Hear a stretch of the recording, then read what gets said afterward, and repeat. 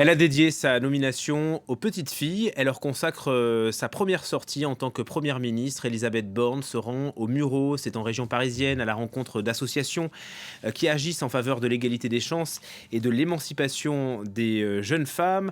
On va regarder l'image en direct puisque ces quelques élus attendent donc l'arrivée de la première ministre que on va décrypter ensemble. Florent Renaud, bonjour. Bonjour Julien. Florent, on sent que c'est un sujet d'importance pour Elisabeth Borne, l'égalité des chances, l'émancipation des jeunes filles. Un déplacement symbolique, d'ailleurs un premier déplacement, c'est souvent fait pour ça. On se souvient du premier déplacement d'Emmanuel Macron à Berlin. Eh bien, Elisabeth Borne a choisi l'égalité des chances, vous l'avez dit, l'émancipation des femmes. Elle va donc rencontrer des associations qui œuvrent, je cite, en faveur de cette égalité des chances. Elle doit échanger avec plusieurs jeunes femmes qui bénéficient pour certaines de dispositifs d'aide à l'insertion.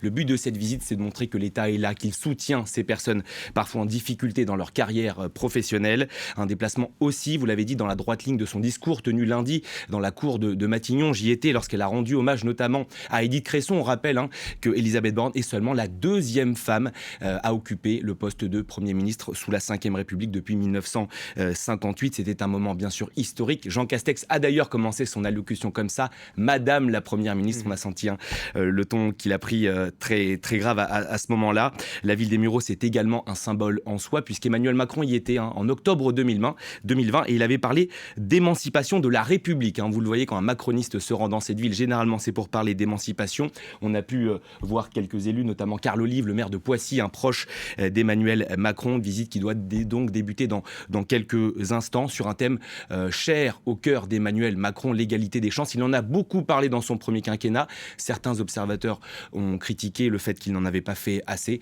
En tout cas, son second quinquennat commence par une visite de la sorte. C'est évidemment un message fort envoyé aux femmes de ce pays. Elisabeth Borne, attendue d'une minute à l'autre à la tête d'un gouvernement qui n'existe toujours pas, Florent. On attend encore l'annonce du remaniement. Elisabeth Borne, il faut dire, elle est sur tous les fronts. Cette visite donc dans les Yvelines et depuis ce matin, bien sûr, depuis 3 jours, les consultations en coulisses avec Emmanuel Macron. Elisabeth Borne qui était encore ce matin à l'Élysée pour discuter longuement avec le chef de l'État de la composition, bien sûr, du prochain gouvernement. La question qu'on se pose tous en coulisses, c'est quelle marge de manœuvre pour Elisabeth Borne.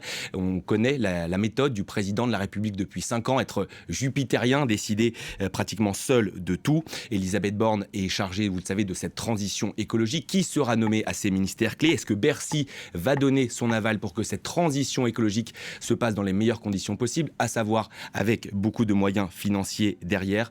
On le sait, ces dernières années, les financiers de l'État ont plutôt freiné des cas de fer quand il s'agissait de parler de transition écologique. Bon, vous reviendrez si les choses évoluent et au moins qu'on ait une image d'Elisabeth Borne au Mureaux. On se retrouve tout à l'heure. Merci Florent. C'est une petite